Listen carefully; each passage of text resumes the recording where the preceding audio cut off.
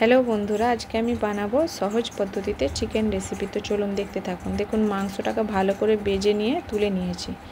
তারপর তেলের মধ্যে দুটো বড় সাইজের পেঁয়াজ কুচি করে কেটে, গোটা গরম মশলা, একটা তেজপাতা তেলের মধ্যে দিয়ে ভালো করে নেড়ে চেড়ে হালকা তেলে ভেজে নিলাম।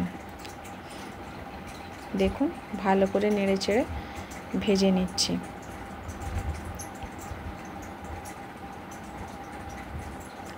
তারপর একটা বাটি নেব। বাটি নিয়ে বাটির মধ্যে 2 চামচ আদা রসুন বাটা, 1 চা চামচ লঙ্কা গুঁড়ো, আরও 1 চা চামচ লঙ্কার গুঁড়ো দেব।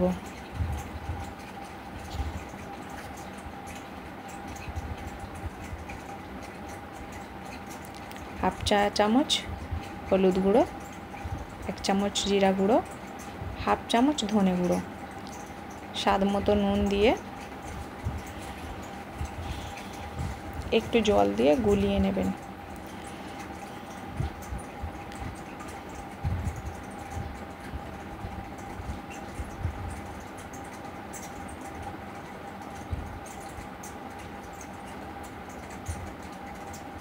ওই গোলা মশলাটাকে তেলের মধ্যে ঢেলে একটু কষতে হবে।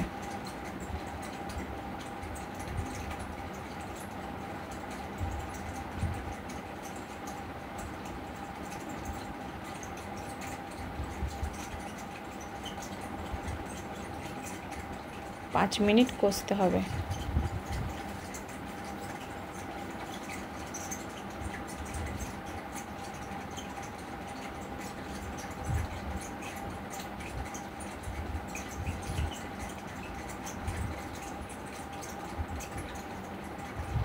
আমি একটু ধারগুলো মুছে নিচ্ছি, কারণ তেল ছিটকে পড়েছে, সেজন্য একটু মুছে নিলাম।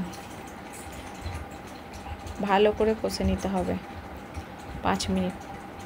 ঢাকনা চাপা দিয়ে কষতে হবে, একটু জল দিয়ে কষতে হবে। ভালো করে কষে নিয়ে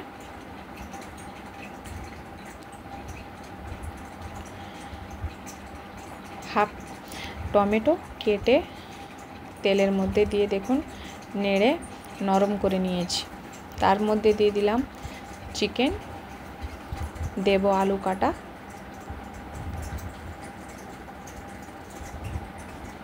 ভালো করে কষে নিতে হবে 10 মিনিট।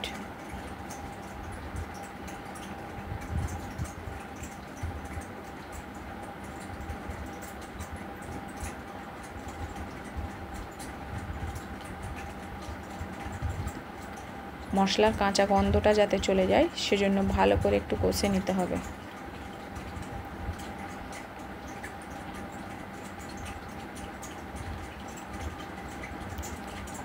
একটু ঢাকনা চাপা দিয়ে দিয়ে কষে নিতে হবে, তাহলে আলুটাও সিদ্ধ হয়ে যাবে, মাংসটাও একটু নরম হবে। টেস্ট খুব সুন্দর হয়, দারুণ টেস্ট হয়। দেখুন, ঢাকনা চাপা দিয়ে আমি কষিয়ে নিয়েছি, জলটা শুকিয়ে গেছে। আবার একটু কষে নেব 5 মিনিট।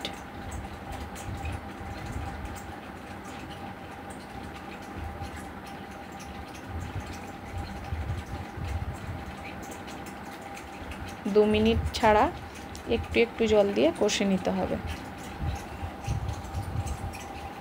বেশি কষলে মাংসের স্বাদও আসে, টেস্টও দারুণ হয়। দেখুন, ভালো করে কষে নিচ্ছি আমি।